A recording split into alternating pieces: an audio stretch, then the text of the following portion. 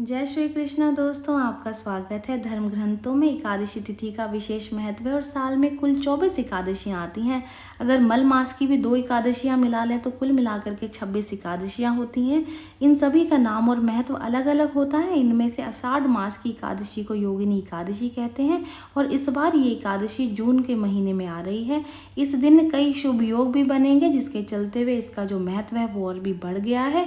आगे जानिए योगिनी एकादशी की तिथि क्या है, सही तारीख, पूजा विधि, शुभ योग और अन्य खास बातें जो कि इस एकादशी से जुड़ी हुई हैं। तो सबसे पहले जान लेते हैं कि कब किया जाएगा योगिनी एकादशी का व्रत। पंचांग के अनुसार आषाढ़ मास के कृष्ण पक्ष की एकादशी तिथि 13 जून मंगलवार की सुबह 9:29 से 14 जून बुधवार की सुबह 8:48 तक रहेगी। क्योंकि एकादशी तिथि का सूर्योदय 14 जून को होगा, इसलिए इसी दिन ये व्रत रखा जाएगा। व्रत का पारण अगले दिन यानी कि 15 जून गुरुवार को किया जाएगा। इस दिन सूर्य और बुध ग्रह वृष राशि में रहेंगे, जिससे बुध द्वितीय नाम का राजयोग बनेगा।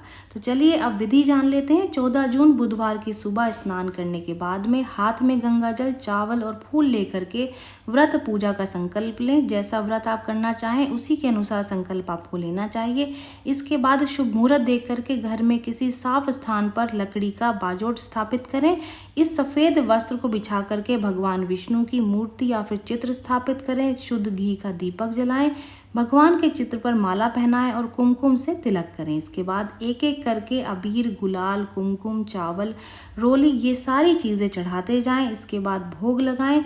इसमें तुलसी के पत्ते ज़रूर से डालें। अंत में भगवान विष्णु की आरती करें। अगले दिन द्वादशी तिथि पर ब्राह्मणों को भोजन करवाने के बाद में व्रत का पारण करें।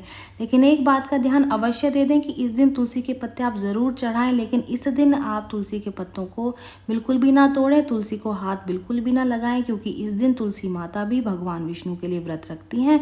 तो एक दिन पहले ही तुलसी के पत्ते तोड़ करके रख लें और अगले दिन यानी कि एकादशी के दिन उनको गंगा जल से धो करके अर्पित करें। चलिए अब व्रत कथा जान लेते हैं। धर्म ग्रंथों के अनुसार सतयुग में अलकापुरी राज्य में शिव भक्त कुबेर रहते थे। हेमाली नाम का यक्ष उनकी पूजा के लिए प्रतिदिन फूल लेकर के आता था। एक बार हेमाली पूजा के फूल लाना भूल गया।